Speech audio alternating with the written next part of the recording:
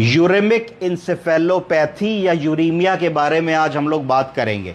हम लोग देखते हैं प्रायः वृद्धजन गर्मियों में जब हमारे पास आते हैं तो बहुत डिहाइड्रेटेड होते हैं, उनमें पानी की कमी होती है, ब्लड प्रेशर कम होता है। जब आते हैं, जब ब्लड प्रेशर कम होता है तो वॉल्यूम कम हो जाता है शरीर में फ्लूइड का। वॉल्यूम कम होने की वजह से, डिहाइड्रेशन होने की वजह से लो बीपी हो जाता है। जब लो बीपी होता है तो पल्स बढ़ जाती है। दोनों चीज़ें इन्वर्सली प्रोपोर्शनल हैं। लो ब्लड प्रेशर होगा तो पल्स हाई हो जाएगी। हाई पल्स को टैकीकार्डिया बोलते हैं।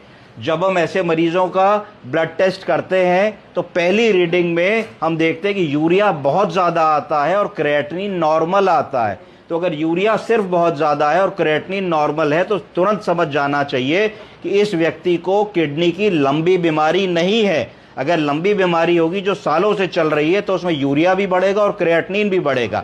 सिर्फ यूरिया बढ़ने का मतलब है कि जनरली इसको प्री रीनल कहा जाता है। प्री रीनल डिहाइड्रेशन से होता है, कम पानी पीने से होता है, गर्मी के एक्सपोजर से होता है, कुछ गर्म दवाएं खाने से होता है जो नेफ्रोटॉक्सिसिटी करती हैं, जिनकी वजह से किडनी गड़बड़ होने लगती है।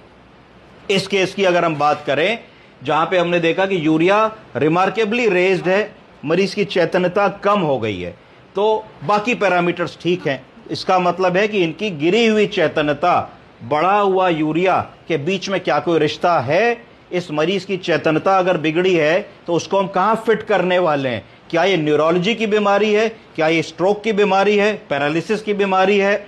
या सिर्फ किडनी के यूरिया बढ़ने से भी ऐसा हो सकता है?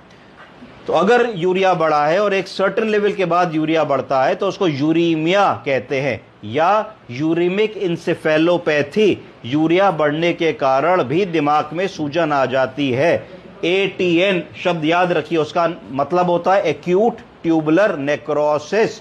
ARF शब्द याद रखिए, एक्यूट रीनल फेलियर।